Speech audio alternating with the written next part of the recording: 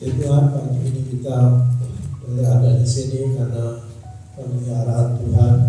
Hari ini kita boleh kembali mengingat kasih Kristus yang dinyatakan lewat korban yang besar, yaitu lewat Roh Kudus. Puji Tuhan. Mari kita sebelum masuk dalam Roh Kudus, kita akan mendengar firman Tuhan yang pagi ini saya beri judul menghadapi Mamon dengan prinsip Alkitab. Ini kita akan belajar tentang prinsip Alkitab tentang kekayaan atau harta.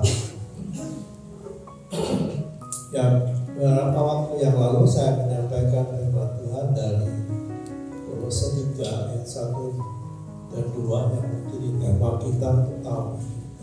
Kita mencari perkara-perkara yang di atas, bukan yang di bumi. Ya, yang saya sampaikan tempoh hari adalah bahwa perkara-perkara di bumi itu adalah yang bersifat indah, uang, kekayaan, dan sebagainya, maksud rumah kita. Lalu ada pola pikir yang salah, ya, kita kehidupan dalam dosa, itu perkara-perkara di bumi. Nah, secara khusus saya akan berbicara tentang uang, karena ini adalah perkara yang di bumi, yang bukan dosa, tidak jahat, netral. Dan justru disinilah berbahayanya kalau jelas-jelas salah, jelas-jelas itu sesuatu yang berdosa, tentu kita akan menghindar. Tapi karena ini hubungan antara bisa jadi jahat, bisa jadi baik. Nah, di sini bahayanya, itu sebabnya kita perlu belajar tentang Mamon ini berdasarkan prinsip Alkitab. Mamon ini adalah dewa uang yang disembah oleh bahasa Kanaan. Jadi kalau berbicara tentang Mamon itu berarti berbicara tentang duit. Ya, seperti yang saya sampaikan tadi, bahwa harta atau uang itu adalah termasuk perkara di bumi. Kita baca dulu ayat tema kita, Kolose 3 ayat 1 yang mengatakan begini. Karena itu kalau kamu dibangkitkan bersama dengan Kristus, carilah perkara yang di atas, di mana Kristus ada, duduk di sebelah kanan Allah. Pikirkanlah perkara yang di atas, bukan yang di bumi. Jadi saya katakan tadi bahwa harta itu bersifat fisik, dan itu adalah perkara di bumi. Seperti yang Yesus katakan dalam Matius 6 ayat 19, janganlah kamu mengumpulkan harta di bumi ngengat dan karat merusakkannya, dan pencuri membongkar serta mencurinya. Jadi harta itu adalah perkara di bumi yang saya katakan tadi itu netral, tidak salah, tapi juga berbahaya, tidak benar, dan bisa juga jadi tidak benar. Nah, Alkitab itu tidak melarang orang jadi kaya. Bukan Alkitab itu mencatat tokoh-tokoh besar dari Alkitab itu adalah orang-orang kaya. Abraham misalnya, orang kaya.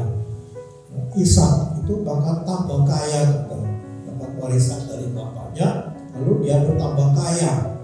Ayub, Salomo, walaupun Salomo ini akhirnya menyimpang, tapi akhirnya dia sadar bahwa segala perbuatan yang salah dan apa yang dimiliki kekayaannya itu semua sia-sia. Nah, perjanjian baru kita mengenal Yusuf Arimatea, Lydia, itu tokoh-tokoh Alkitab yang kaya. Belum lagi termasuk perempuan-perempuan murid-murid Yesus. Perempuan itu adalah perempuan-perempuan kaya yang melayani Yesus dengan kekayaannya. Jadi Alkitab tidak melarang kita jadi kaya, bahkan tambah kaya, boleh saja. Nanti saya akan bahas lagi kenapa kita harus tetap kerja. Uang itu netral, ya. Jadi memberikan panduan bagaimana kita memandang harta itu secara benar, jangan salah. Dan bagaimana kita memperolehnya, bagaimana kita mengelola, memanfaatkannya, kita perlu menerapkan itu dengan benar, terutama di akhir zaman. Kita sudah ada di tahap terakhir dari akhir zaman ini. Sebentar Yesus datang, semua yang kita punya akan kita tinggalkan. Lalu ada kelompok, ya, itu beberapa kali terjadi, ya, orang-orang yang percaya bahwa Yesus akan segera datang, lalu dijual semua harta kekayaannya. Mereka hanya berdoa, berpuasa, mereka hanya beribadah dan tidak lagi bekerja, bahkan semua yang mereka punya disedekahkan kepada orang miskin. Ini ekstrim yang salah. Itu sebabnya kita perlu memperhatikan apa sih prinsip Alkitab tentang kekayaan ini. Prinsip. Mengapa kita harus perhatikan ini? Dan kita perlu perhatikannya. Mengapa kita perlu memperhatikan prinsip-prinsip Alkitab ini? Dan kita perlu memperhatikan itu semua. Kenapa?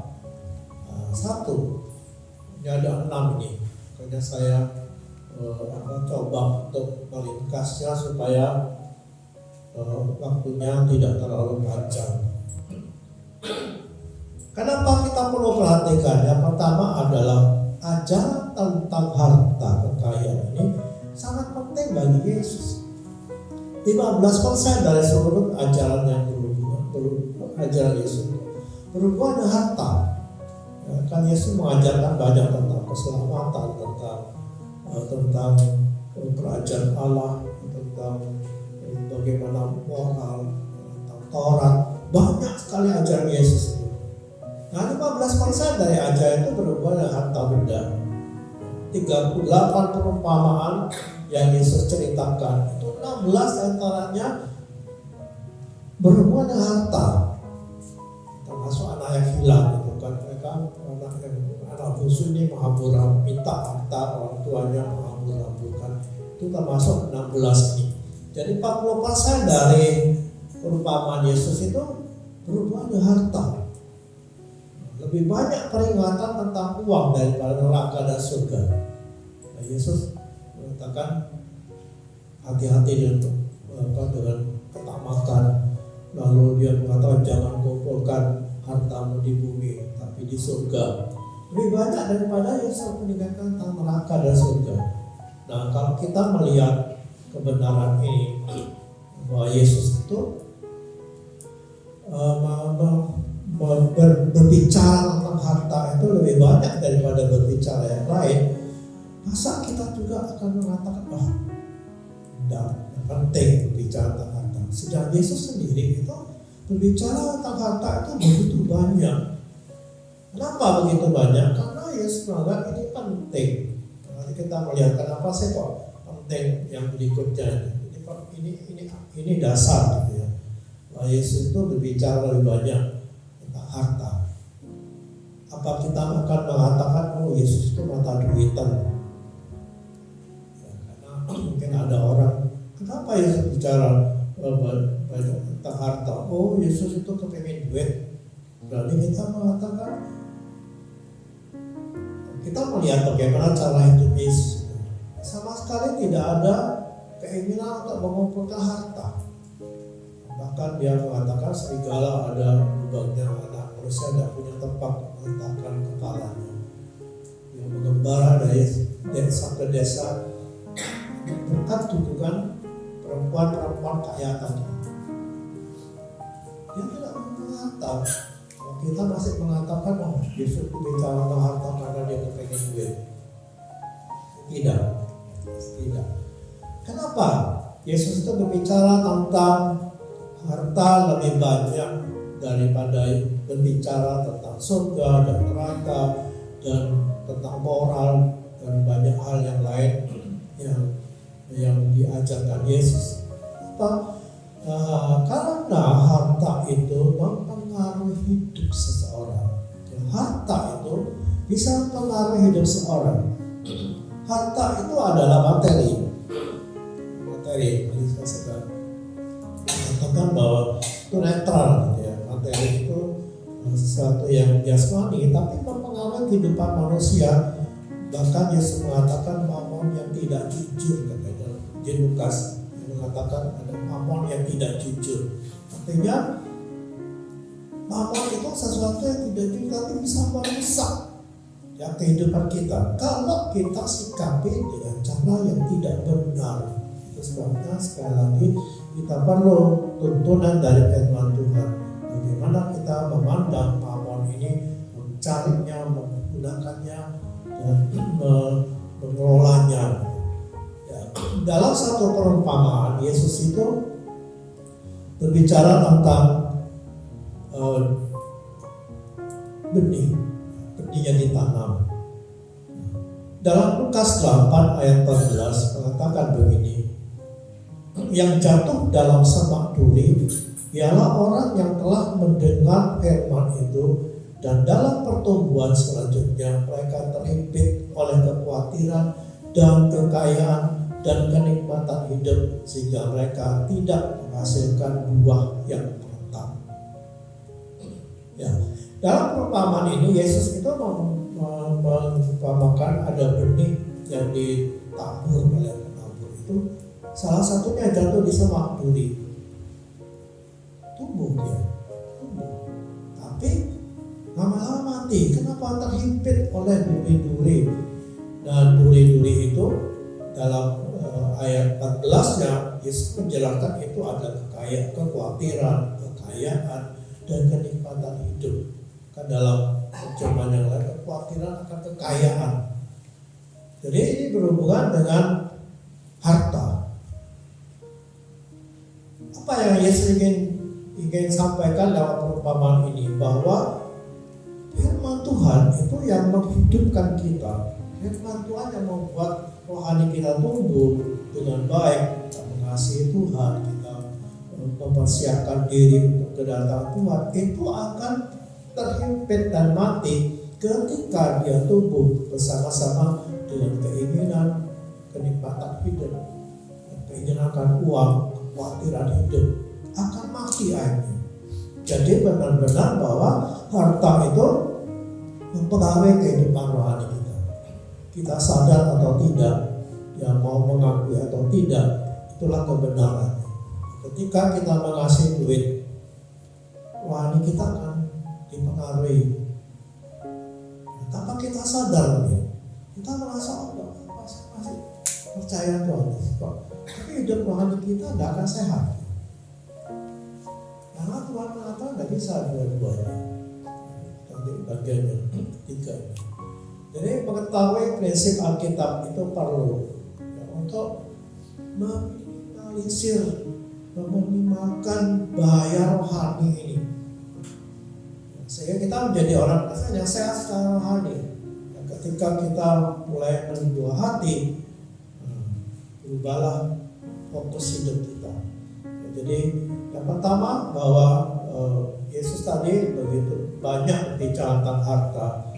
Kenapa? Karena harta itu bisa mempengaruhi hidup manusia. Bagian yang kedua, yang ketiga adalah bahwa mamon itu akan menjadi berhala utama pada akhir zaman ini. 2 Timotius 3 ayat 1 dan 2, ketahuilah bahwa pada hari-hari terakhir akan datang masa yang sukar. Manusia akan mencintai dirinya sendiri dan menjadi hamba uang. Ini hari-hari terakhir. Artinya dewa Mamon ini, dewa Mamon dan kekayaan yang disembah oleh bangsa Kanaan itu akan menjadi dewa utama. Jadi semua orang akan menyembah Mamon ini. Di akhir zaman kita akan melihat bagaimana manusia itu berubah menjadi materialistis. Apa-apa dinilai dengan uang. Uang bukan sekedar hanya menjadi alat yang untuk pembayaran, untuk transaksi, untuk keuangan, tapi uang itu akan jadi tuan.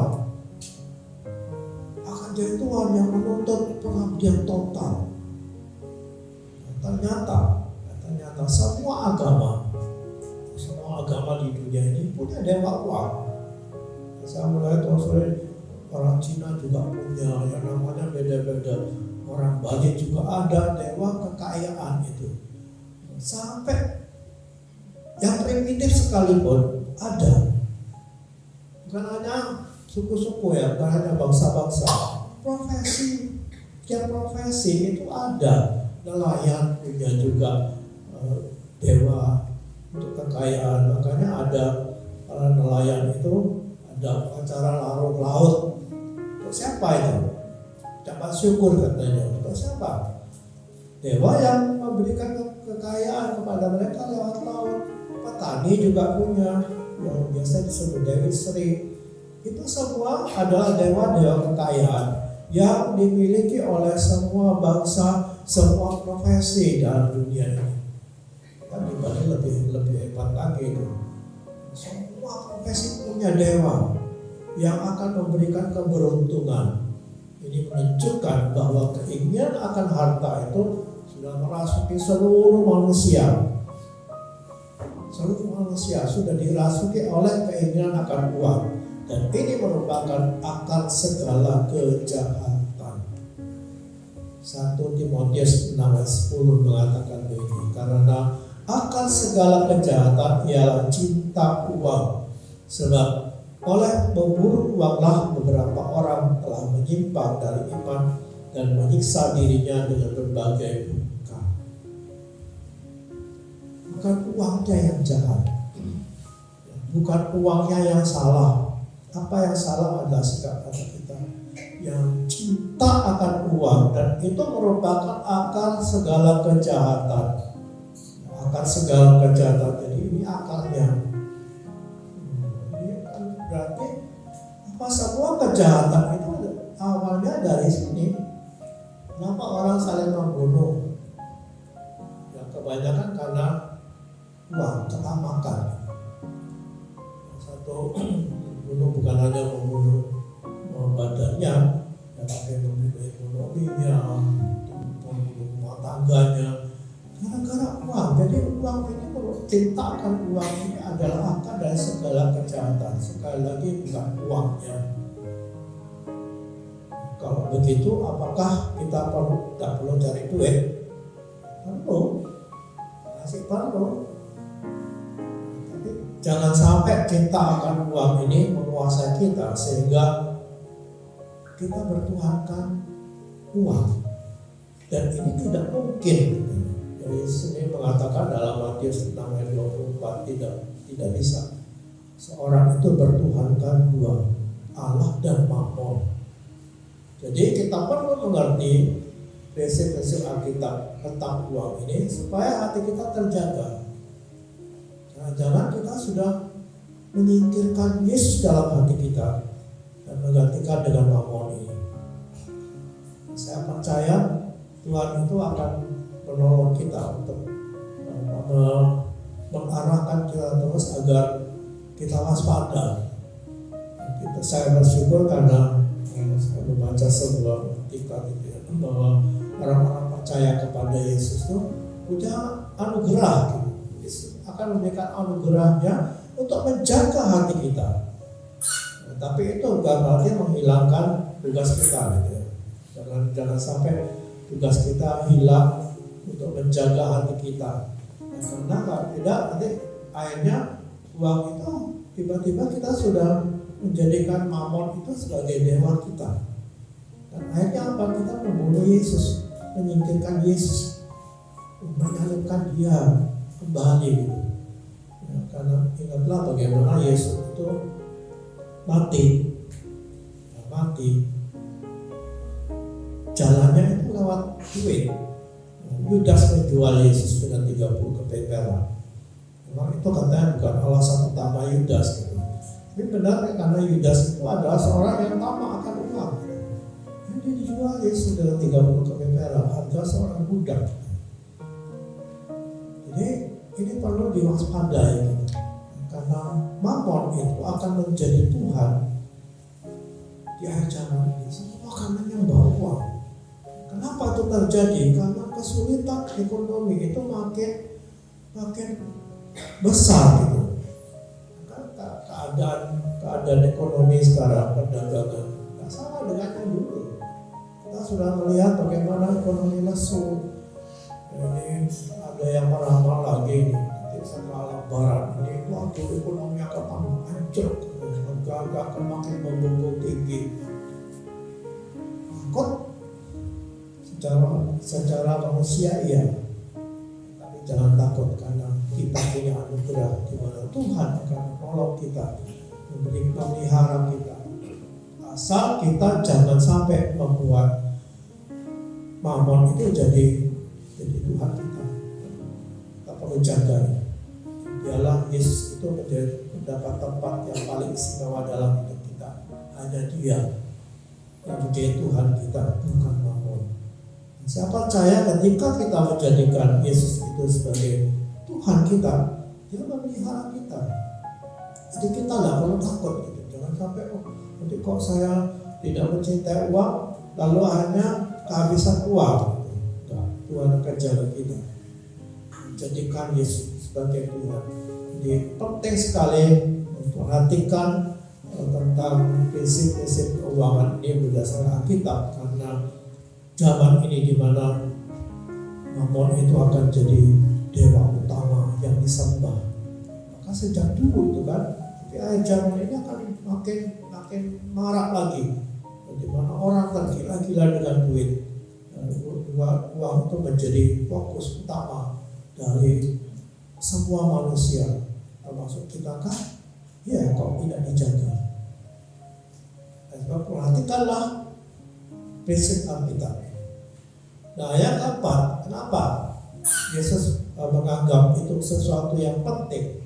Karena pada zaman ini kita melihat sebuah teologi yang berkembang, yaitu Injil kemakmuran. Ini sebetulnya sudah tahun sebelum tahun 90, tahun 1980-an itu sudah berkembang ini. Mungkin tidak terlalu marak, karena yang mendengungkan Injil kemakmuran ini masih gereja-gereja kecil. Sekarang ini gereja-gereja gede yang mendengungkan Injil kemakmuran ini. Ada guru-guru palsu yang memakai ayat-ayat Alkitab itu untuk memotivasi keserakahan. Mereka mengukur bahwa kesalahan itu adalah kesalahan itu diukur dengan kekayaan materi. Didengungkan kekayaan kita kaya, kita tidak layak miskin. Kenapa? Sebab Yesus datang untuk memberikan hidup yang berkelimpahan. Di Teten ayat 10. Penggembala baik itu datang supaya domba-dombanya memiliki hidup yang berkelimpahan. Kalau mereka datang secara berkelimpahan itu apa? Rumahnya jajan-jajan lima, lalu tokonya juga menguasai kota ini. Itu berkelimpahan. Dan sebetulnya Tuhan tidak bermaksud seperti itu. Lihat kalau guru-guru palsu ini. Siapa guru-guru palsu ini? Pendeta. Kenapa gelombang penyesatan ini mudah diterima? Karena mereka mengutip ayat kita, ada ayatnya. Tapi ada seorang ibu, dia pernah itu dulu waktu tahun 1980 sekian. Jadi saya waktu itu masih di Malang gitu. Orang ibu datang, apa salah saya? Kenapa Bu? Ya saya kok miskin, kok diberkati sama Tuhan. Kenapa ibu bilang gitu? Ya pendeta saya bilang itu kok. Ini kalau orang miskin itu berarti ada yang tidak benar dalam hidupnya. Itu tahun 1980 sekian. Saya belum menikah waktu itu, masih di Malang. Jadi saya di Bali itu tahun 85. Jadi di bawah 85. Sudah didengung-dengungkan Injil kemakmuran ini, cuma belum marah karena yang ngajarkan itu baru pendeta-pendeta kecil. Sekarang pendeta-pendeta yang agak besar dan gereja yang mendengungkan Injil kemakmuran pasti banyak, penuh, disukai. Kenapa? Orang terhibur terhibur di situ. Terhibur. Kata kesulitan ekonomi, mendengar Injil kemakmuran ini bahwa Tuhan akan memberkati orang yang hidupnya benar. Kalau tidak benar hidupnya, kamu akan miskin terus. Ya, memotivasi orang untuk hidup benar dengan kekayaan. Keselamatan berita tentang saling kabur. Makanya di ilustrasi ini saya gambarkan salingnya kabur. Yang menonjol itu uangnya, kekayaannya, salibnya kabur. Nah, memperhatikan prinsip-prinsip kita ini penting. Kenapa? Untuk mengcounter ini, ya, melawan prinsip-prinsip Alkitab yang salah tentang teologi yang salah ini, yang akan membelokkan iman kita kepada Amon.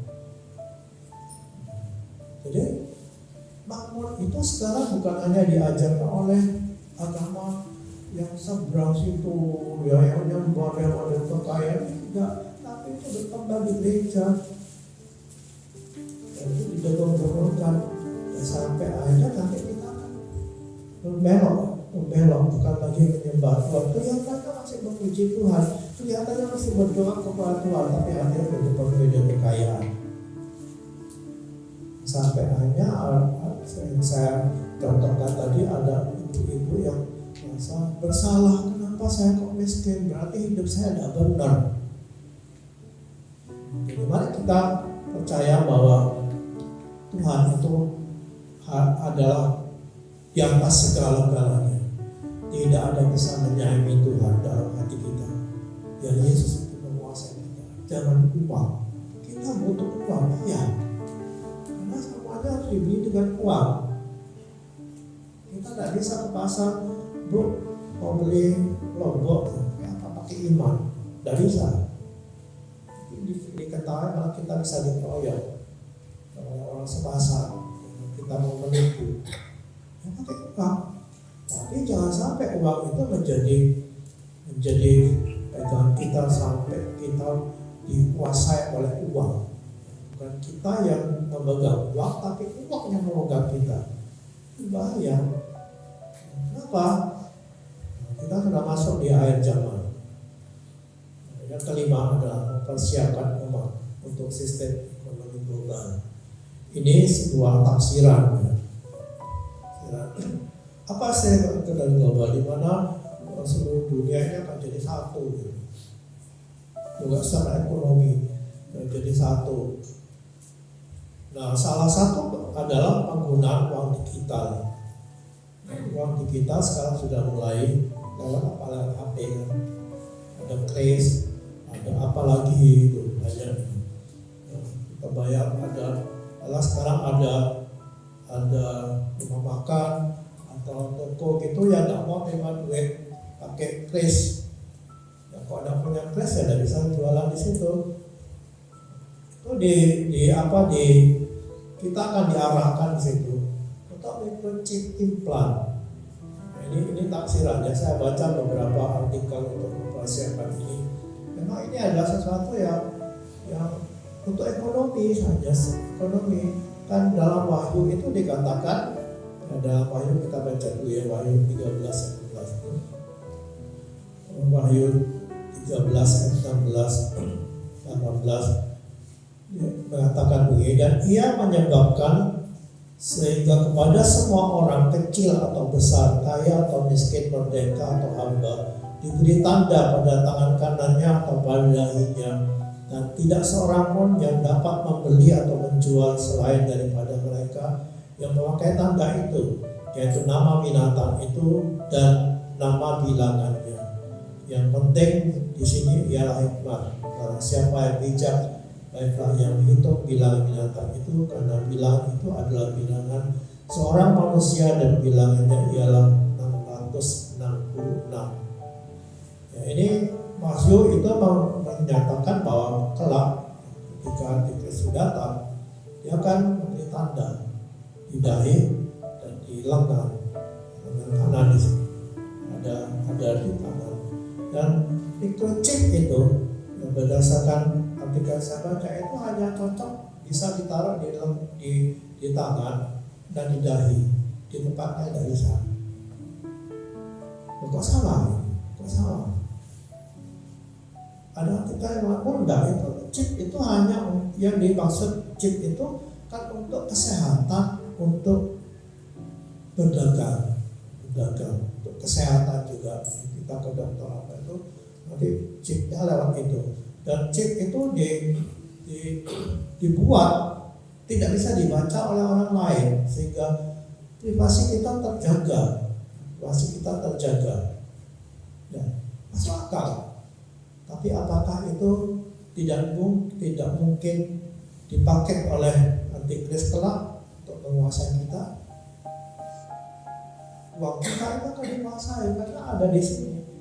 Tidak ada uang. Kalau dulu orang nyimpan uang kan itu bawa kasur, disembunyikan di tanah, digali. Ada satu keluarga itu karena waktu itu ada perang katanya, semua kekayaan dikubur di tanah, diwadai kunci dikubur di tanah. Selamat. Tapi kalau sudah digital, mau disembunyikan di mana? Kita kan, makanya banyak rawat penipuan kan. Penipuan kenapa? Karena uang digital yang ditipu, yang uangnya di mana? Simpan di bank kan, uangnya tetap di bank, tidak hilang, tapi di rekening kita hilang. Canggihnya orang penipu, dan antikris itu adalah penipu. Menipu seluruh dunia, dia akan menguasai semua harta kita. Lewat apa? Lewat digital itu. Dan dimanapun kita pergi, nanti kita akan dibuntuti. Sekarang ada mobil pakai chip gitu ya, sehingga ketika mobil rental biasanya itu dipasang itu supaya ketika mobil itu disalahgunakan oleh penyewanya bisa diketahui di mana mobil itu ada. Pakai chip yang disembunyikan di dalam mobil itu. Kita kelak juga akan begitu ketika chip itu dipasang di dalam tubuh kita. Ya awalnya mungkin aman karena data kita tersembunyi. Tapi kita akan tidak tahu bagaimana antikris itu nanti akan memanfaatkan menguasai seluruh bumi. Memang ada katanya yang dimaksud kan tanda nama binatang itu bukan chip. Tapi lebih baik kita menghindarkan ketika itu semua terjadi. Kita tidak bisa berdagang kalau tidak pakai chip. Mesti kita buat. Nanti kita akan bahas lagi di lain kesempatan. Gimana kita menyikapi keadaan itu? Kita harus tetap hidup, gitu. Tetap walaupun antikris berkuasa, kita tetap hidup. Harus tetap hidup. Bagaimana kita makan? Kalau tidak bisa berdagang, bagaimana kita hidup dalam dunia? Kalau kita tidak bisa menjual beli, jadi jangan itu selama chip itu tidak ditanam di dalam tubuh kita, oke, misalnya di HP ini kita masih bisa transaksi gitu. Kalau sudah ditanam, tunggu dulu, kita mesti berdoa, kita mesti merenung dulu, apakah ini mencelakai kita atau tidak. Jadi mengerti prinsip-prinsip ekonomi ini kita perlu, kenapa, untuk menghadapi masa-masa sulit di mana ekonomi global ini mengharuskan kita pasang chip dalam tubuh kita. Tanpanya kita tidak bisa berjual beli. Kita percaya bahwa Tuhan melindungi kita, menjaga kita, memberikan kita hikmat. Tadi ayat Wahyu tadi mengatakan yang penting adalah hikmat. Puji Tuhan. Yang terakhir hari ini adalah mengerti tujuan Tuhan dengan harta kita. Jadi kenapa kita perlu memperhatikan prinsip-prinsip Alkitab tentang uang ini, agar kita juga mengerti tujuan Tuhan dengan harta kita. Ini panjang sebetulnya, cuma saya singkat saja. Kita tadi kita sudah melihat tadi bagaimana Tuhan memberikan harta kepada kita, ya, seperti Abraham, itu kan semua dari Tuhan. Untuk apa ya? Untuk apa? Kita harus mengerti. Untuk apa? Memelihara hidup. Lalu dinikmati itu dalam Timotius. Dinikmati. Boleh. Ya karena firman Tuhan bilang begitu kok. Untuk dinikmati boleh. Tapi apakah hanya sampai di situ? Tidak. Ya Tuhan mempercayakan harta kita itu untuk berbuat baik. Timotius itu juga berbuat baik, memberi, untuk masuk pelayanan gereja, mendukung pelayanan gereja. Bagaimana gereja itu perlu didukung karena kita punya misi kemanusiaan. Kita punya mengembangkan bagaimana memberitakan Injil lewat sekolah, misalnya lewat yayasan penginjilan. Dari mana uang itu? Tuhan tidak menjatuhkan uang dari langit, tapi Tuhan titipkan itu kepada orang-orang percaya. Ini sebagian aja, tentu banyak. Kenapa Tuhan memberikan harta itu? Nanti kita akan belajar tentang itu, banyak banget gitu. Kenapa Tuhan memberikan? Tapi yang penting adalah bagaimana kita memberi. Artinya, tadi saya mengatakan kita perlu bekerja, harus. Nah, jangan sampai bilang gini, ini kan sudah akhir zaman kan? Sudah akhir zaman, buat apa kita kumpulkan uang? Kita akan tinggalkan. Lebih baik kita berikan kepada orang miskin semua. Kita hanya berdoa, tidak. Kita tetap harus bekerja karena kita tidak tahu sampai kapan Tuhan Yesus datang. Tidak tahu. Itu yang pertama. Kenapa kita harus bekerja mengumpulkan banyak uang? Ini supaya kita bisa memberi. Kita bisa berbuat baik. Kita bisa mendukung pelayanan gereja. Dengan cara seperti itu kita sudah mengubah harta yang di bumi ini menjadi harta surgawi. Kalau Timotius 6, saya bacakannya. Timotius 6 ayat yang ke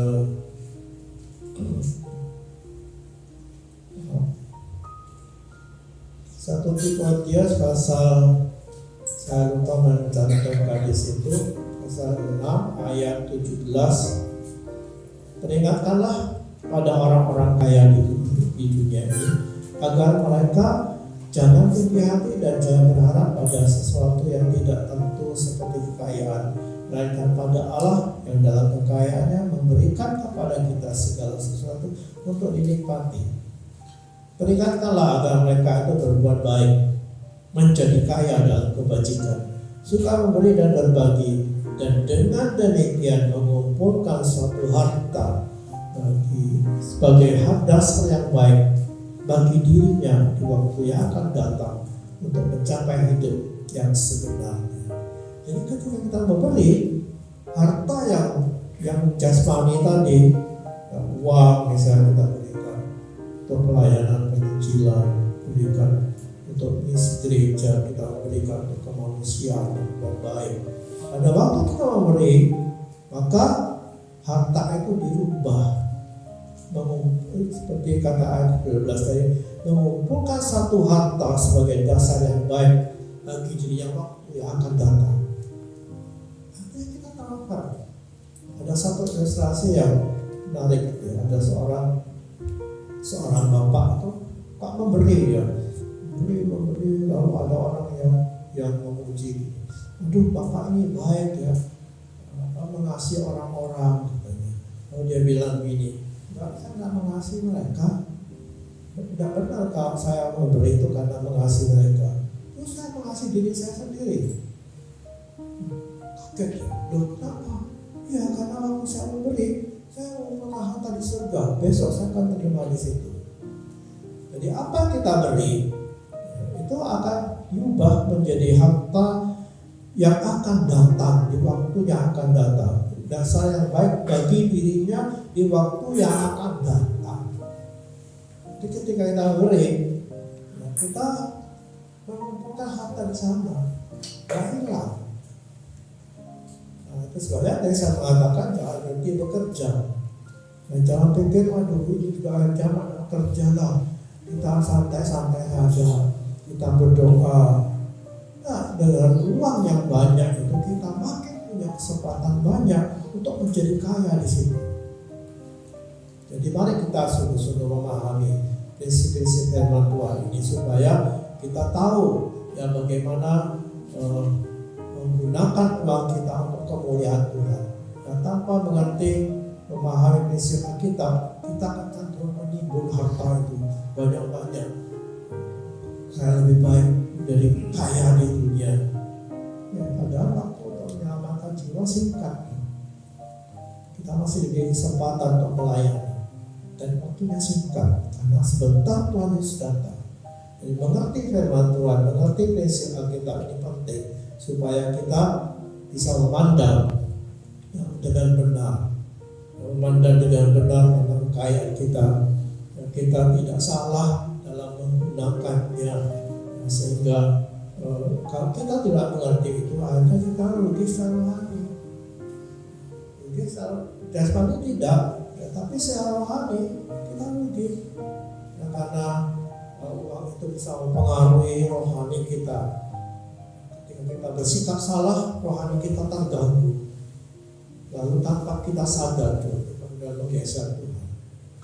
Relasi kita dengan Tuhan terganggu. Hanya gara-gara harta yang di bumi ini yang netral itu, karena kita tidak ngerti prinsip-prinsipnya, hanya hubungan kita dengan Tuhan terganggu. Dan sebab itu mari kita perhatikan. Dan hari ini saya tidak akan bahas prinsip-prinsip itu karena jam 12 kita pulang. Jadi kita akan sambung dengan kedua di dalam khotbah berikutnya. Saya akan menyampaikan prinsip-prinsip tentang keuangan. Apa yang dikatakan Alkitab tentang uang kita perlu tahu supaya kita tidak salah dalam menyikapi, dalam mencari, menggunakannya, memanfaatkan, mengelola